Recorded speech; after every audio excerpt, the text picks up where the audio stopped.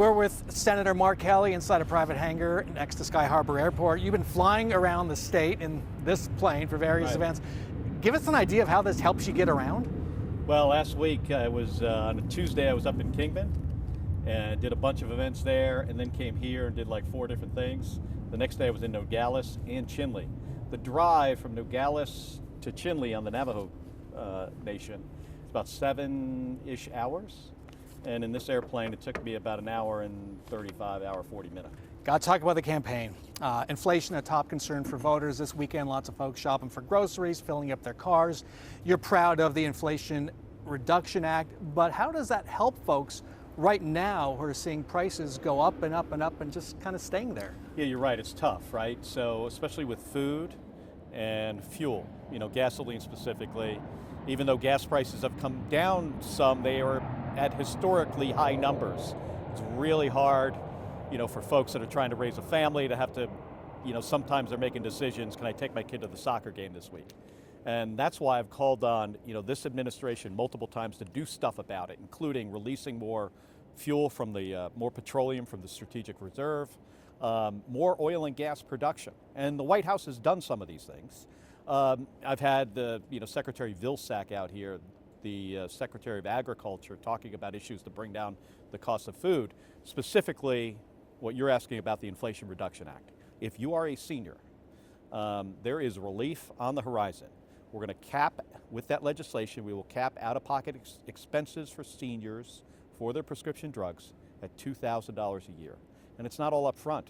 That's a positive thing for the budgets of seniors in our state. But the Congressional Budget Office says it won't have much of an impact this year or next. Do you agree with that?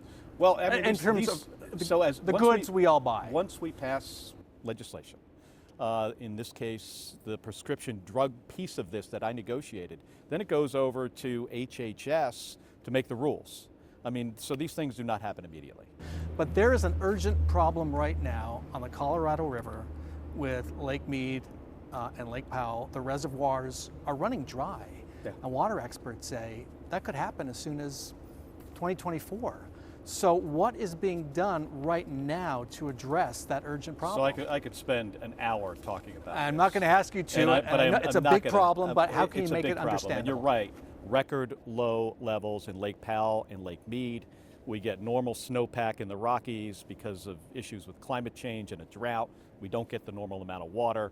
We've been using more than the 15 million acre feet of water that's in the system, and we can't let it crash.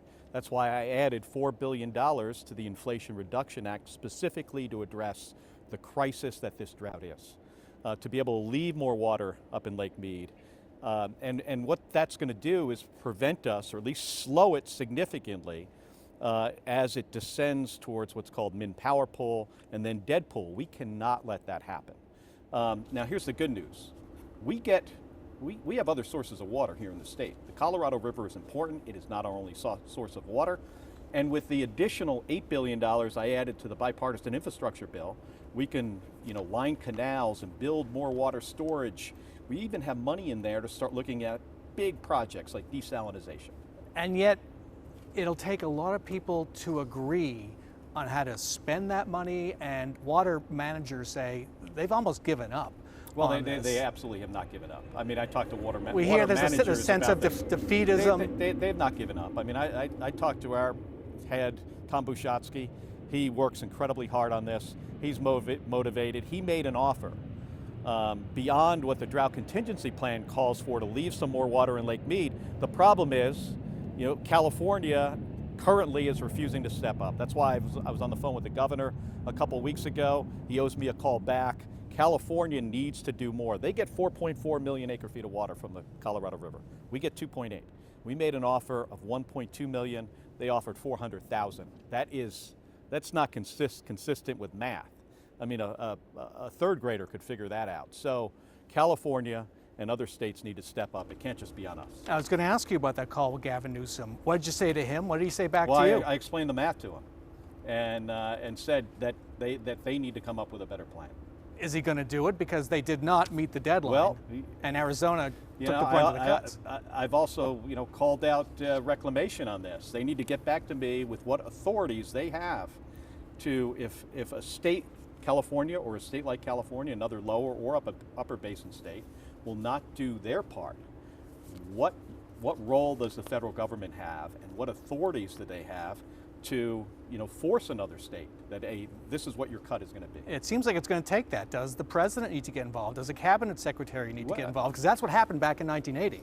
Well, I know that the Department of Interior is involved, and they owe me an answer on this. I want to ask you about the CHIPS Act, Yeah. significant for Arizona. Phoenix, this area has long been a hotbed for manufacturing semiconductor chips. What about the jobs piece? How difficult will it be to fill those jobs, the thousands that this act promises?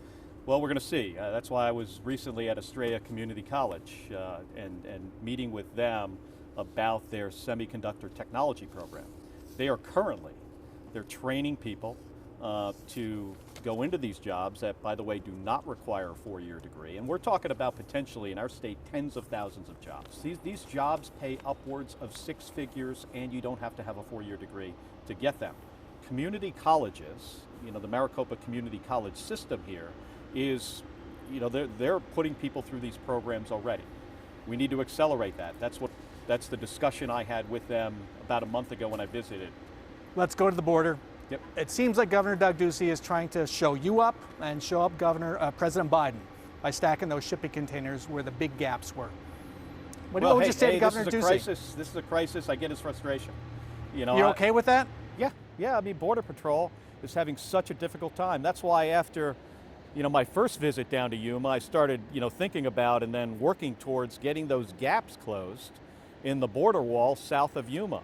I've talked to the mayor about it, the Border Patrol about it, sheriffs about it, and it's not just in Yuma. That's why I was able to appropriate $1 billion more for technology and personnel at the border.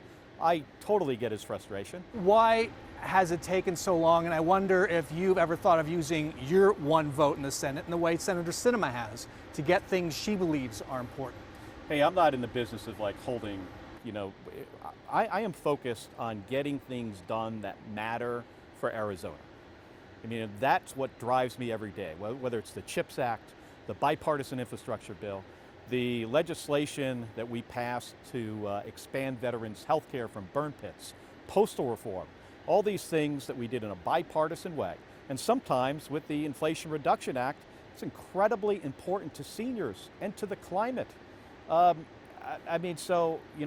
style is to work across the aisle, Democrats and Republicans working together to solve problems.